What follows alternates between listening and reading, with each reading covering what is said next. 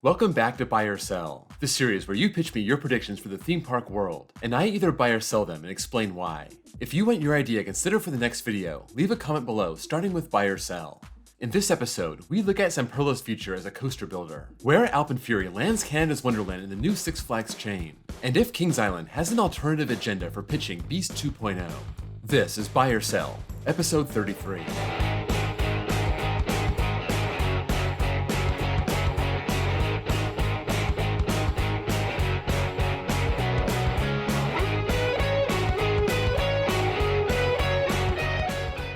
Let's start with back row coasters. Darien Lake opens a Gravity Group family coaster by 2030. Darien Lake's last new coaster was Tantrum, and that came the same year Six Flags took back control. So in the last 6 years, Six Flags has been back in charge. They haven't done anything. They got them a Starflyer in 2019, but that's it. They're upgrading Mind Eraser, which is nice, but sometimes those SLC upgrades are just putting lipstick on a pig. Sometimes they work out great like Riddler Revenge, and sometimes they suck like Napuko, or this year's makeover at Six Flags America. This doesn't do a whole lot for the park. How long can the chain ignore Darien Lake? I don't think they can do it forever. I'm buying the Gravity Group family coaster. It seems like a great addition. The only wooden coaster at this park is Predator, and that becomes less and less wood every year. A family Gravity Group wooden coaster would be a lot different regardless, more compact and having sharper but slower elements. The park can use another intermediate coaster. It's encouraging they just gave an even smaller park one of these, albeit that being a replacement for a ride that bit the dust, but who knows? Maybe they take out Boomerang and get a Gravity Group Woody on that spot. Side note, Bobcat at Great Escape is the only Six Flags coaster that actually opened in 2024, so I'm sure Gravity Group is in good graces with Six Flags. Davy's Wonderful World. Six Flags will incorporate the food options from Cedar Fair parks. On the last Buy or Sell, I said we would see DC Comics work their way into Cedar Fair parks, and the great part of a merger is combining the best aspects from each chain. Six Flags has strong IPs that everyone knows, and Cedar Fair has quality that Six Flags has never matched. If you've been to the food stands at Six Flags versus Cedar Fair, the difference is obvious. I'm buying this. It's not to say that Cedar Fair doesn't have basic food options. It just seems like you can get some great stuff at any of their parks. I've had some great barbecue at Worlds of Fun in Kings Island and Knott's. They have the Graining Grill at Kings Dominion in Kings Island. That's A+ park food. I have no idea why they wouldn't introduce this at the Six Flags parks. If it worked for Cedar Fair, why wouldn't it work for Six Flags? Speaking of combining the best aspects from the chains, I really hope the Six Flags parks start opening their new rides on time. Cedar Fair almost always has these ready to go on opening day. Six Flags seems to be lucky to get their stuff open by midsummer.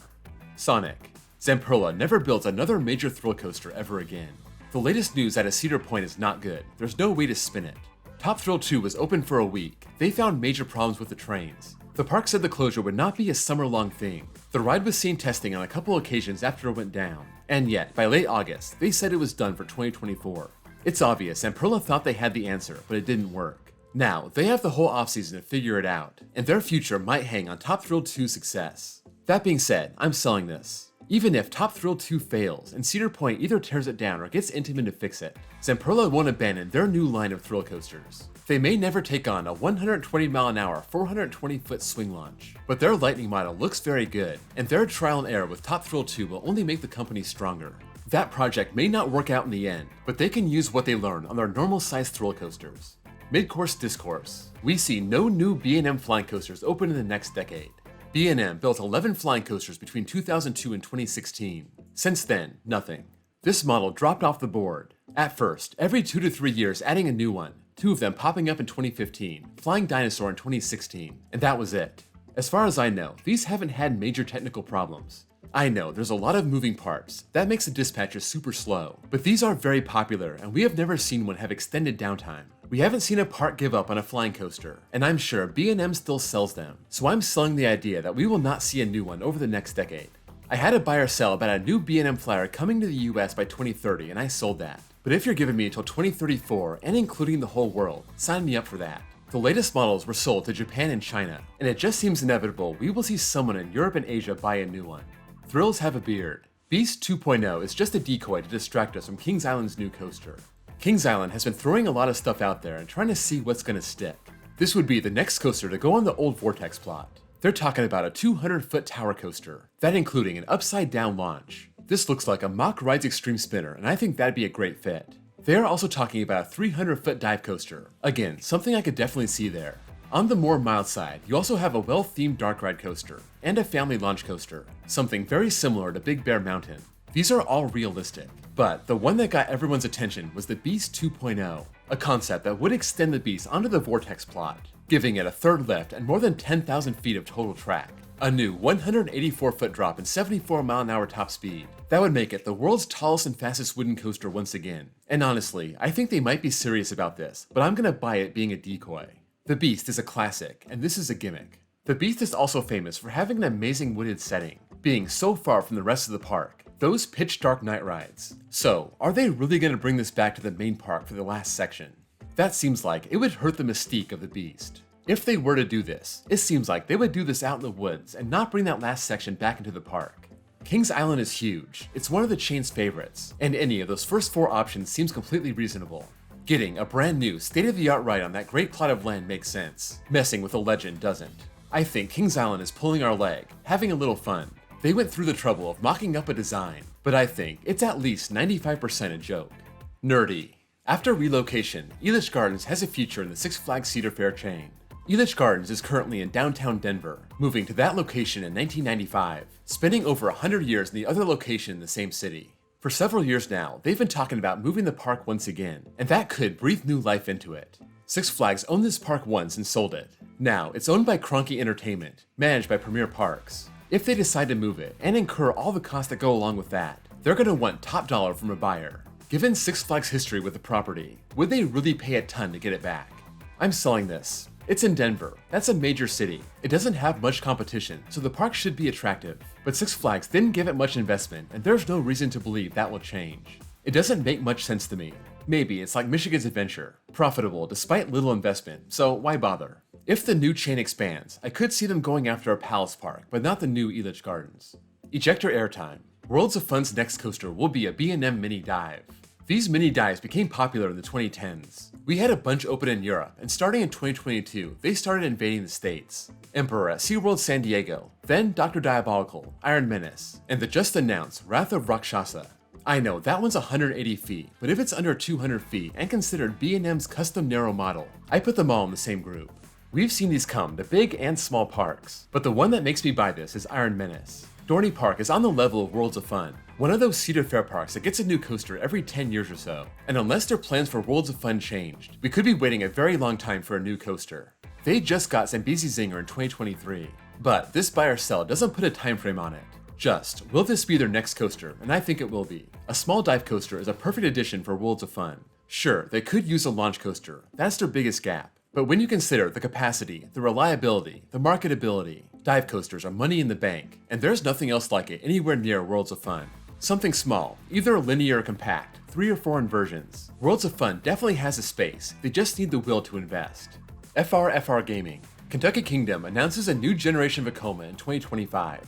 I said before, a new generation Vekoma would be perfect for the plot of land T3 used to sit on. They haven't had a launch coaster since Grease Lightning. That last operated in 2009. They lost the multi-looper. They could use a multi-looper. A Vekoma STC would be awesome. They could even call it T4, truly a new and improved version of T3 in every way possible. Or they could just go with a Vekoma Space Warp, Top Gun, Firestorm, maybe even a Shockwave. Not to mention a new age Flying Dutchman. There are so many options here, but Herschend has been in charge for 3 years now, and I think they need to prove they care about this park. So despite me so badly wanting to buy this, I'm selling it. They could very well do it. I would be pleasantly surprised, but I would put my money on something smaller. Think of something like Quantum Accelerator, the new coaster going to Six Flags New England. That would fit on this plot of land and check a lot of boxes for Kentucky Kingdom. They'll get something, I'm sure. They're not going to leave the T3 plot empty for too long. Golden Oreos 254. Holiday World will convert a wooden coaster into a hybrid by 2030. Raven is about to be 30 years old, Legend 25 years old, and Voyage 19 years old. Those are some old woodies, and we have seen some CCIs from that era get RMC'd. But do I see Holiday World doing this? No, I don't. I'm selling this. Holiday World takes pride in their wooden coasters. They are constantly retracking them, and unlike most parks who have 12 steel coasters and 1 wooden coaster, Holiday World's main draw is their woodies. All 3 of them have their own identity. Sometimes, parks have a couple run-of-the-mill wooden coasters and one of them is expendable. That's not the case for Holiday World. Raven is small but a rapid-fire airtime machine. Legend is a long twisted mess of lateral forces. Voyage is just an epic masterpiece of airtime, laterals, terrain. It's the one coaster in the park that has a 0% chance of getting RMC'd. If they were to RMC one coaster, it would be the Legend. There's a lot to work with. That seems to have the most problem with roughness, but I don't think it's gonna happen. If they want to work with RMC, Holiday World is way more likely to get a Raptor. Arlo Productions. Six Flags Great America will get a standout coaster before 2028. Great America just announced Wrath of Rakshasa last month. That's a big new coaster, but would I call it a true standout? For Great America, I don't think so. I think the spirit of this question is this park getting something spectacular, not just a mid-sized dive. Something like Cedar Point getting Millennium Force, or Carowinds getting Fury 325, or Canada's Wonderland getting Leviathan. If you don't catch my drift, I'm talking about a Giga coaster. This may be totally off base, but I'm buying this. It doesn't have to be a Giga, it could be a Mach Extreme Spinner, something from Intamin like Tutatis or Pantheon, something that people would claim as the best ride in the park, and that's hard to do. This park is pretty loaded, but Great America has an amazing location, right between Chicago and Milwaukee. It's always super packed, absolutely a top tier park in the new chain. And where Six Flags would never consider a Giga before, maybe the new Six Flags under Cedar Fair's president would. Raging Bull is a hyper twister. Maybe this Giga could be more of an out and back airtime machine, kind of the opposite of Carowinds and Canada's Wonderland. I think Cedar Fair ran out of reasonable parks to add a Giga, but with this merger, Great America is at the top of the list of contenders. Basketball Kid 2342. Alpine Fury makes Canada's Wonderland a top 5 park in the new Six Flags chain. Canada's Wonderland has some awesome coasters at the top of their lineup, and aside from Magic Mountain, has the most coasters in the chain. Alpine Fury helps them be less top-heavy. They do have a lot of not-so-good coasters in their lineup, but they also have the best collection of flat rides of any park in the chain. This question is quite subjective. I personally would not rank this park above Kings Island, Cedar Point, Magic Mountain, Great America, or Fiesta Texas. I would even take Great Adventure over this. I think it's on par with Carowinds, Knott's, and King's Dominion. So for me, I'm selling this. I'd put this 7 at best, 10 at worst. But since this is so based on opinion, let me know what you think in the comments below.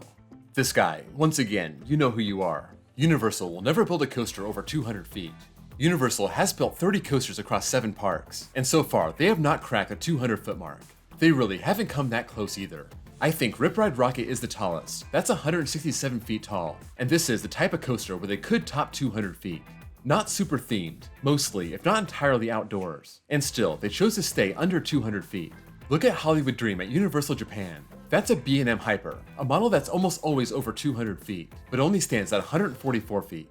That seems to be the best indicator that they will not cross the 200-foot mark. I'm buying this. I wonder if it's just a space issue, or if Universal thinks a tall coaster would stand out too much. Maybe kill the aesthetic of the park.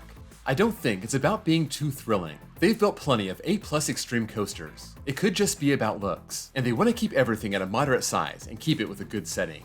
That's a wrap on episode 33. Let me know what you think of any of these topics, if you agree or disagree, and why. Also, don't forget, if you want your idea considered for the next video, leave it in the comments below, starting with buy or sell. Before you go, don't forget to drop a like, and if you're new here and love coasters, please give me a sub. I have a playlist with all the buy or sell episodes. Also, check out my second channel where I post copyright-free off-ride footage. Thank you all for watching, and I'll see you all next time.